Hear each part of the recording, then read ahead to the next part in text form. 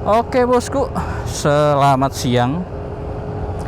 Jadi hari ini kita mau lanjutin video yang minggu kemarin itu, yang tentang first impression sebagai pengguna awam kamera 360 gitu.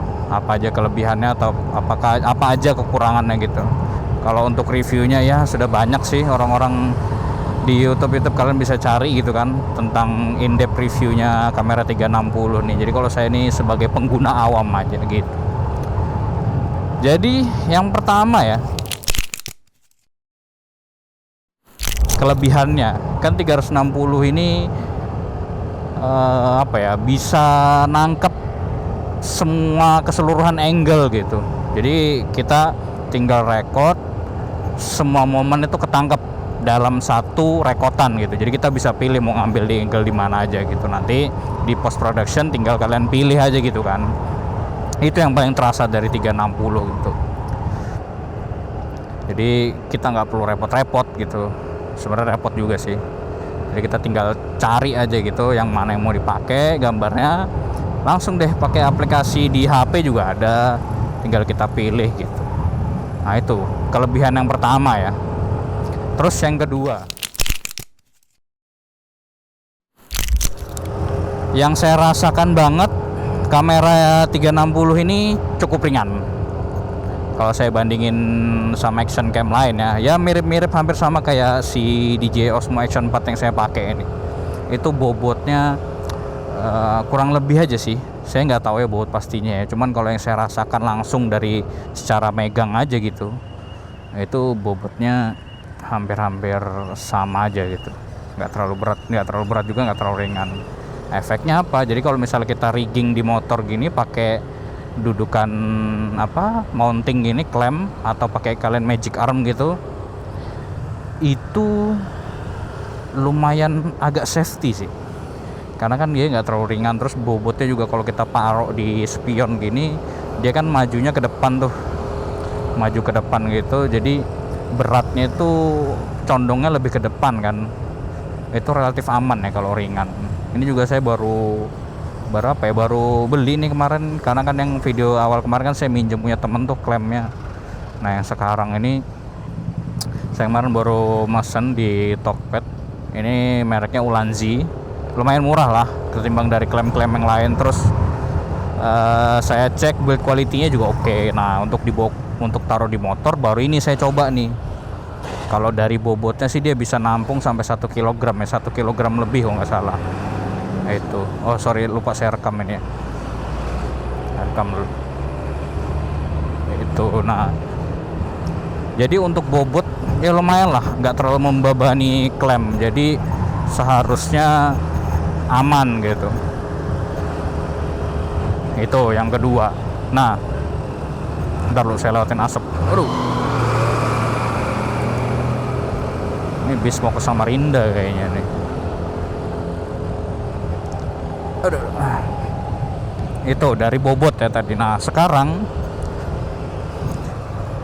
yang saya notice berikutnya adalah audio. Jadi kan di sini dia audionya sudah upgradean dari yang X4 ya.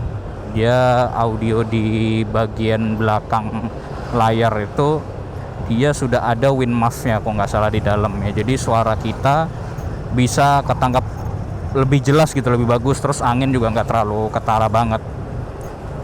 Itu ini saya kasih dengar suara aslinya di jalan ya. Terus di pengaturan audionya juga di dalamnya itu bisa kita atur lagi. Jadi bisa fokus ke suara, bisa juga ngambil 360 derajat gitu. Audionya ada opsinya juga kalau nggak salah. Dia di dalam kemarin tuh saya lupa menunya, ada ini deh, ada voice enhancement kalau nggak salah, apa ya namanya itu ya. Nanti saya taruh di video deh, nanti saya kasih lihat cara setting audionya biar suaranya bagus gitu. Ini ntar kita belok dulu ke dalam.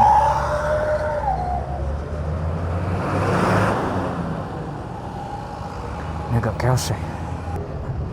Jadi Audionya ini cukup oke lah, tapi kalau memang kalau kita di atas motor ya, terus kondisinya cukup berangin atau berisik ya, memang sih bagusnya pakai mic tambahan ya pasti gitu, jadi biar suara lebih kontras lagi. Tapi kalau misalnya dalam keadaan untuk vlogging di ruangan, atau misalnya kita lagi vlog di ruangan yang nggak terlalu chaos tempatnya, harusnya suaranya kalau saya dengar kemarin sudah lebih jelas gitu, lebih aman, lebih bagus gitu, enak lah buat dipakai vlogging kalau misalnya kita lupa bawa mic gitu.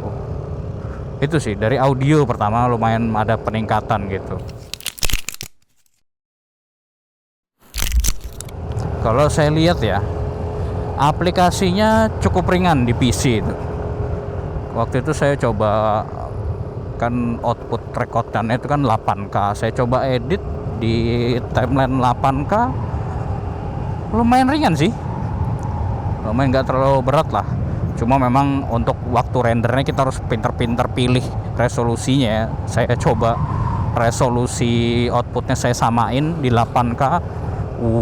Itu 1% aja ada 10 menit saya nungguin itu. 1% tuh jalan, bayangkan 100% mau berapa jam gitu kan. Jadi saya turunin di 4K, nah itu baru lanjut lebih cepat itu. Mungkin cuman mungkin 10 menitan udah selesai render. 15 lah, 15 sampai 20 menit udah selesai. Itu dari segi editing sih lebih ringan lah aplikasinya. Jadi mungkin kalau pakai yang PC kentang harusnya masih aman ya kalau untuk direkam 4K aja gitu. Kualitas gambar jelas ada peningkatan lumayan lah dari segi gambar yang dari X4 ya ke yang sekarang. Terus dari ini kan saya rekam di 5K karena pengalaman saya di yang kemarin saya rekod 8K, durasinya tuh selama 11 menit lebih, hampir 12 menit. Itu 8K dengan 30 fps, size-nya 16 GB. Wah, itu lumayan berat banget, lumayan besar lah, makan memori banget gitu. Jadi ini coba saya turunin di 5K aja. Terus ini rekodnya juga saya pakai di iLok. Saya nyoba di 5K di iLok untuk mempermudah saya nanti untuk di color grading gitu.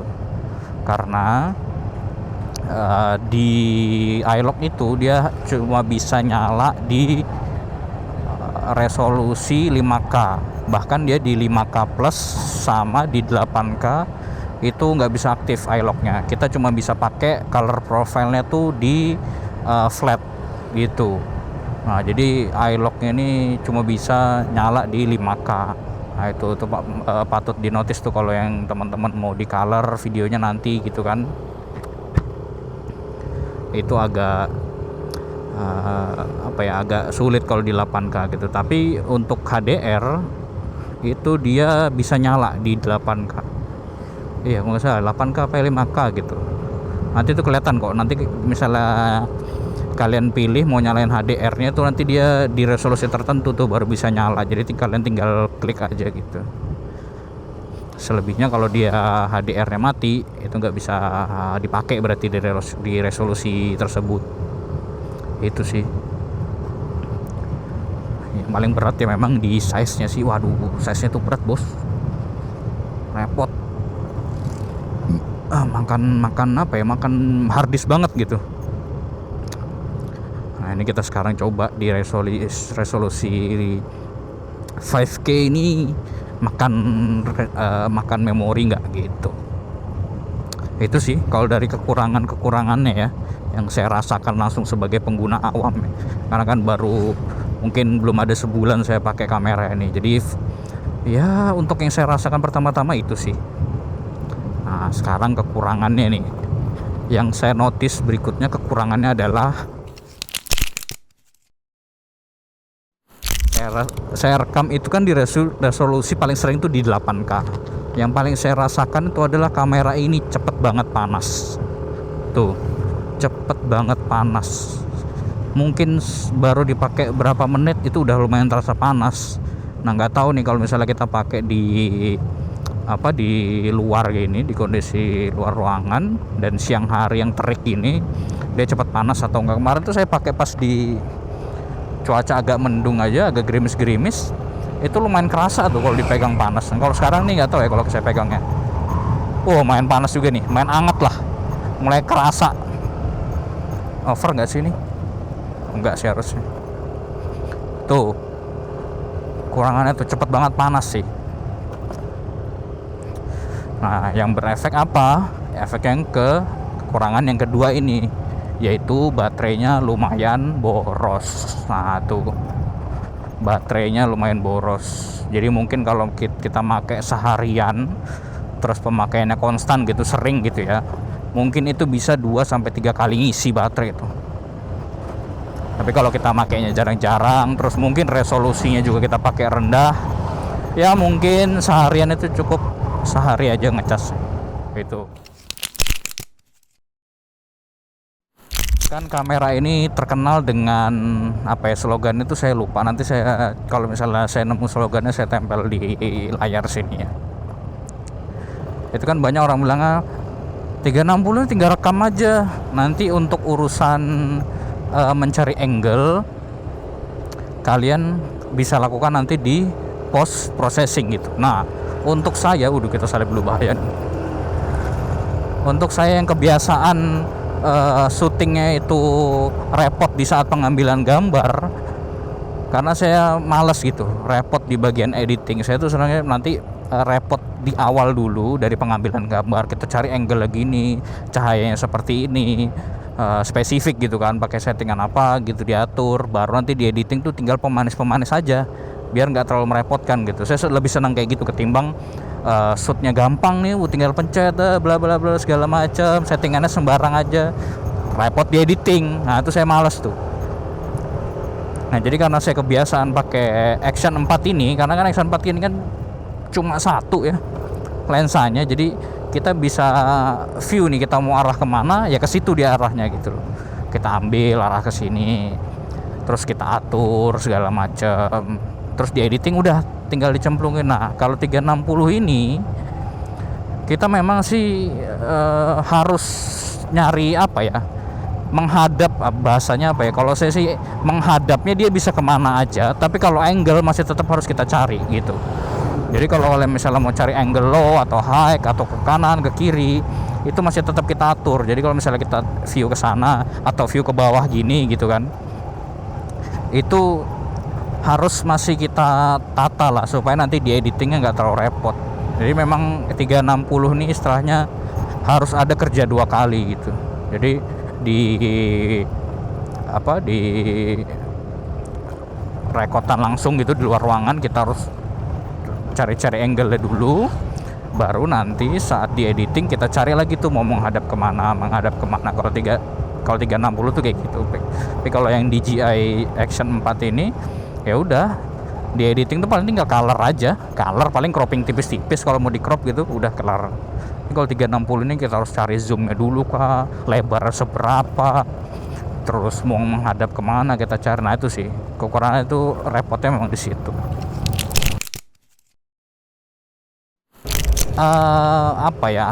Seketika kalian beli memang sih bisa langsung dipakai, cuman ada satu menurut saya aksesoris yang wajib kalian beli, yaitu adalah selfie stick. Nah itu salah satu barang yang menurut saya wajib kalian beli. Kenapa? Karena kan 360 ini menangkap keseluruhan area gambar yang mau kita ambil lah. Jadi dia menggabungkan 2 angle, 2 lensa tuh jadi satu. Nah pasti di antara tengah-tengah situ ada namanya stitching area. Nah di stitching area itu kalau kita pegang pakai tangan itu gambarnya terlihat nih, saya contohin ya. Nah tuh ada gambar masuk tangan. Nah supaya nggak kelihatan gimana ya, pakai selfie stick itu, invisible selfie stick. Nah itu jadi harus dipertimbangkan sih memang. Jadi kita harus beli aksesoris wajib Nah itu juga saya pesan kemarin barengan sama si Ulanzi ini. Itu saya pesan juga dua-duanya mereknya Ulanzi ya. Itu di harga berapa kemarin, 120 lebih apa 130 gitu, sekitar segitu. Nanti saya cantumin harga aksesorisnya di sini nih, jadi kalau kalian mau beli tahu gambaran harganya. Itu aksesoris wajib. Beda kalau sama si Osmo Action ini, kalian beli ya udah bisa langsung dipakai gitu, mau kalian taruh di tripod, karena kan lensanya cuma satu menghadap ke depan, tidak ada stitching area gitu, jadi tinggal pakai langsung udah bisa gitu sih. Nah itu jadi harus nambah biaya lagi. Baru menyambung dari apa pakai selfie stick tadi, 360 ini aksesorisnya lumayan pricey harganya. Salah satunya ya selfie stick resminya itu. Jadi aksesoris 360 resminya nih lumayan mahal harganya. Itu selfie sticknya aja bisa harga 800-700 ribu gitu, tergantung promo gitu kan. Nah itu makanya saya beli aksesorisnya tuh di third party aja gitu, lebih murah gitu kan. Memang kualitasnya memang tidak bisa dibandingkan ya, bagus yang ori jelas. Cuman bagi kita yang budgetnya terbatas, ya mau nggak mau harus pakai aksesoris third party gitu. Nah itu sih aksesoris yang lumayan tinggi gitu.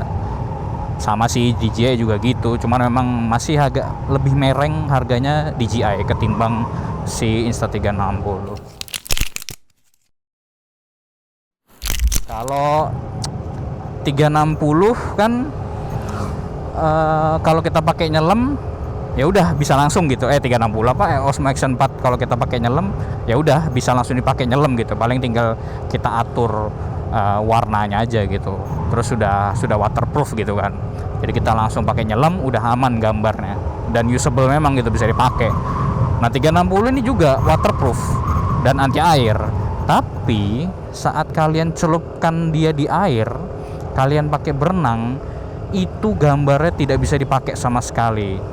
Jadi dia gambarnya jadi kacau. Nah gimana caranya supaya bisa dipakai berenang? Kita harus beli aksesorisnya lagi, dive case-nya, dan harganya itu hampir 2,9 hampir 2,5 gitu, tergantung promo.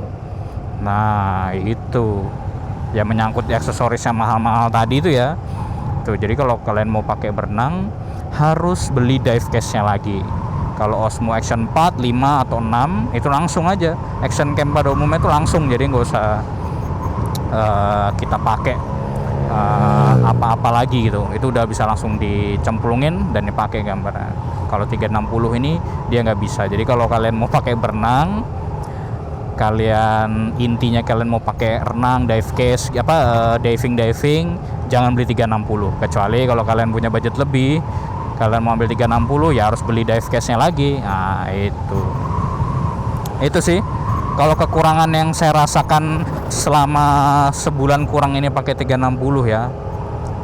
Maaf pembahasannya berantakan, jadi karena saya agak-agak lupa-lupa sedikit gitu, apa aja ya yang saya rasain selama sebulan ini, kekurangannya atau kelebihan yang kita pakai. Nanti mungkin kalau saya sudah lama setahun gitu mungkin kan, kayak 360 Osmo Action 4 ini saya sudah pakai hampir 2 tahun lebih, nanti saya bahas lagi gitu gimana sih pemakaian selama ini gitu. Itu sih kekurangannya. Mungkin itu aja sih, karena nanti saya habis ini mau buat video lagi tentang penggunaan Osmo Action 4 ini selama kurang lebih 2,5 tahun tuh apa aja sih, wajib upgrade kah atau gimana gitu. Nanti saya lanjut di video selanjutnya ya. Mungkin untuk penggunaan orang awam 360 ini seperti apa gitu kan, sampai sini dulu. Nanti mungkin kalau ada kekurangan nanti saya tambahin di video sih gitu, jadi kalian tinggal lihat aja. Itu oke, terima kasih yang sudah menonton. Sampai jumpa di video-video berikutnya.